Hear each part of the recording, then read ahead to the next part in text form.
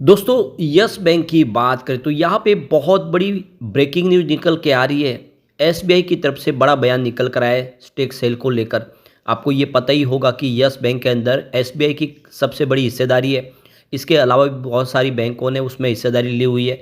जब 2020 में yes bank डूबने वाली थी, आरबीआई के निर्देश पे सबने मिलकर इसको फिर से खड़ा करने के लिए निवेश किया था। और अब उन्होंने ये जो फैसला किया कि वो अपनी हिस्सेदारी बेचेंगे, क्योंकि आरबीआई का रूल्स है कि कोई भी बैंक दूसरी बैंक में पार्टनर के तौर पे, प्रमोटर के तौर पे हिस्सेदारी नहीं ले सकते। ऐसे में उनको निकलना होगा। तो यहाँ पे इसी को लेकर वो अपडेट है। इसके अलावा आज सैटरडे को जब मार्केट क्लोज होता है, उसके बावजूद भी आज दोपहर को 3:15 बजे मार्केट खुलने जा रहा है। इसके पीछे क्या वजह उसको समझेंगे। इसके अलावा यस बैंक से कुछ और बड़ी अपडेट निकल के आ रही है, जिनको हम एक एक करके डिस्कस करेंगे। कुछ नए टारगेट निकल के आ रहे हैं। स्टॉक काफ़ी ज़्यादा गिरा है फ्राइडे को। ऐसे में आगे की क्या संभावना बनेगी जानेंगे इस वीडियो के माध्यम से। लेकिन फ्रेंड्स, उससे पहले अगर आप पहली बार हमारे चैनल पे आए तो चैनल को सब्सक्राइब कर दीजिए, एक बेल आइकॉन दबा दीजिए ताकि जब भी नया वीडियो बने पहला नोटिफिकेशन आपको मिले। वीडियो पसंद आए तो लाइक से ज़रूर कीजिए। चलो फ्रेंड्स, वीडियो स्टार्ट करते हैं। मैं हूँ आपका दोस्त एस बी दवे और हमारे अपने चैनल ऑनलाइन कमाई में आपका बहुत बहुत स्वागत है। तो आज देखो कि सैटरडे है और एनएससी आज खुलने जा रहे हैं। तो national stock exchange of India की तरफ से फैसला किया गया है कि डिजास्टर रिस्पांस साइट के टेस्ट के लिए आज 9 नवंबर capital market segment, commodity derivatives, future and option currency derivatives mock मॉक ट्रेडिंग आयोजित की जाएगी। तो ये इसके लिए आज शनिवार को बाजार खुलने जा रहा है। इससे पहले 28 सितंबर को भी डिजास्टर रिकवरी साइट को तीसरा जो मॉक ड्रिल आयोजित किया गया था। इस तो आखिर डिजास्टर रिकवरी साइट होती क्या है? डिजास्टर रिकवरी साइट यानी डीआरएस का एक बैकअप लोकेशन के रूप में कार्य करता है। एक सिक्योर सेंचुरी जहां प्राइमरी साइट पर अनएक्सेप्टेड डिस्टर्बेंस, जैसे कि कोई प्राकृतिक आपदा आ गई, कोई टेक्निकल फॉल्ट हो गया, ऐसी स्थिति में जो ट्रेड है उसको जारी रखने के लिए दूसरी साइट पर शिफ्ट करके जो ट्रेडिंग है उसको जारी रखा जा सकता है। यह सिक्योरिटी ब्रीच जैसी आपात स्थिति में बाजार को चालू रखने की एक व्यवस्था है। तो कभी कुछ प्रॉब्लम आ गई अचानक से, तो देख सकते हो किस तरह से बाजार को उसको सुचारू रूप से चलाया जाए, लोगों को नुकसान ना हो। इसी के लिए ये डिजास्टर मैनेजमेंट टेस्टिंग की जा रही है। अब यस बैंक की बात कर ले तो देख सकते हो कि 20.15 पर क्लोजिंग थी। फ्राइडे को 3.03% की बड़ी गिरावट देखने को मिली।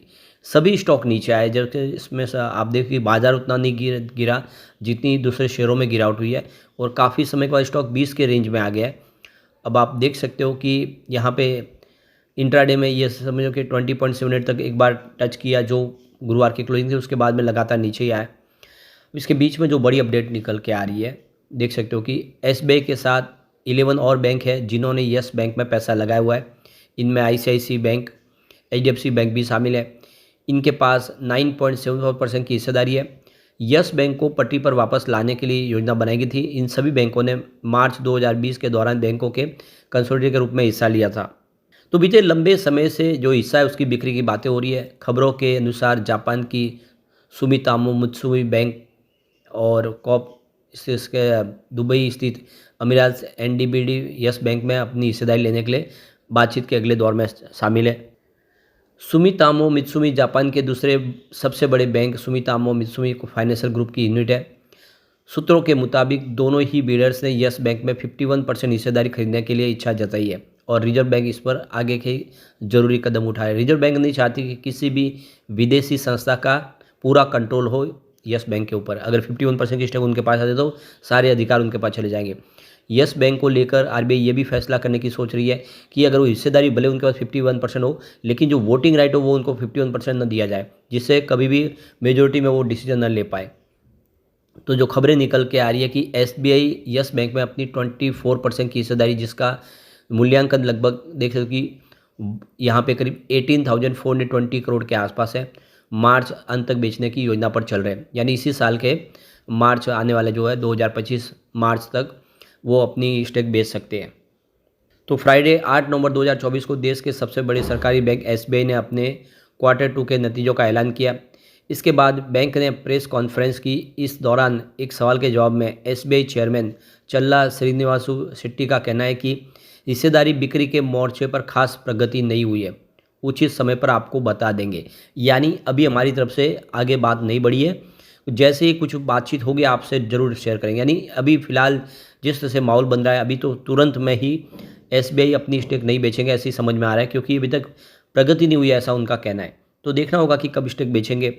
लेकिन ये ज़रूरी है, तभी एक नए जो प्रमोटर के तौर पे कोई आएँगे तो यस बैंक की प्रगति हो सकती है, क्योंकि कामकाज बहुत अच्छा है, लगातार अच्छे रिजल्ट भी आ रहे हैं, लेकिन शेयर की प्राइस नहीं बढ़ पा रही है। दूसरी तरफ अगर आप देखें तो मार्केट मोजो ने यहाँ पे इस गिरावट के बाद स्टॉक में होल्ड की रिकमेंडेशन की है। उनके हिसाब से स्टॉक काफ़ी ज़्यादा गिर चुका है और यहाँ से एक अच्छा सपोर्ट मिल रहा है, फिर आने वाले समय बेहतर उम्मीद के साथ स्टॉक आगे बढ़ सकता है।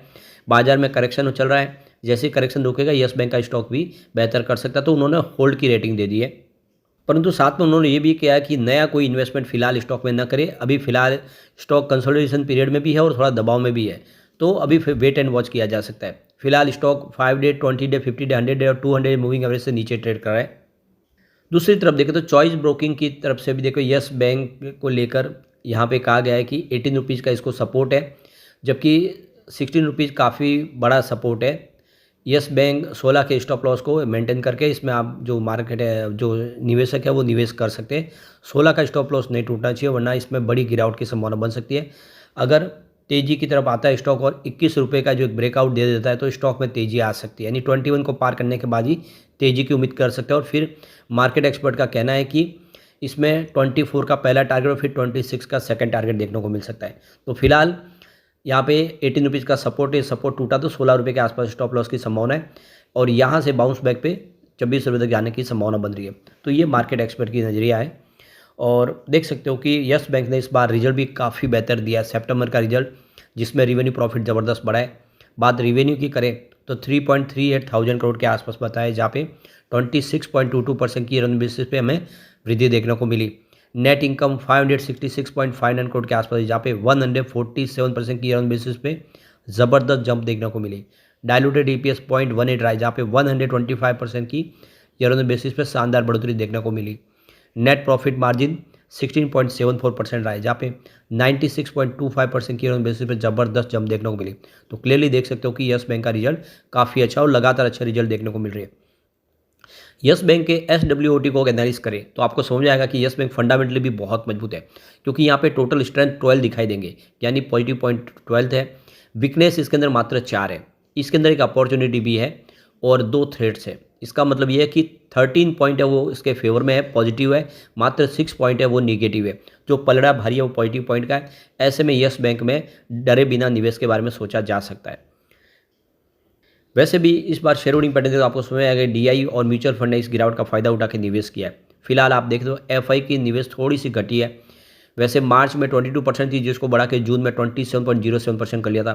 फिलहाल 27% के आसपास है। तो एफआई तो बाजार में बहुत सारा पैसा निकाल रहे हैं, ऐसे में थोड़ा सा निवेश तो यहाँ पर भी घटेगा, कोई चिंता की बात नहीं। लेकिन एफआई का निवेश काफ़ी बड़ा है। बात डीआई की कर ले तो 4.76% होल्डिंग थी मार्च में, जून में घट के 4.37% पर आ गई, लेकिन इस बार सितंबर में फिर से 4.47% हो चुकी है। तो डीआई का निवेश बढ़ा है। बात म्यूचुअल फंड की करें तो 0.19% की होल्डिंग थी मार्च में, जून में अनचेंज रही, लेकिन इस बार 0.25% की होल्डिंग हो चुकी है म्यूचुअल फंड की। तो डीआई और म्यूचुअल फंड दोनों ने जम के खरीदारी की यस बैंक में, ये एक शुभ संकेत है। जनरल पब्लिक की होल्डिंग घटी है, लगातार कम हुई है। 73.24% की होल्डिंग थी मार्च में, जून में घट के 68.56% के आसपास आ गई और फिलहाल 68.53% है। ऐसे में एक अच्छा मौका इसके अंदर। लेकिन फ्रेंड्स, कोई भी इन्वेस्टमेंट करने से पहले अपने फाइनेंशियल एडवाइजर से एडवाइस ले ले या अपना खुद का रिसर्च करें, क्योंकि मैंने वीडियो आपके एजुकेशनल पर्पज़ के लिए ही बनाए। वीडियो पसंद आए तो लाइक से जरूर कीजिए और चैनल को सब्सक्राइब कर दीजिए। Thank you friends.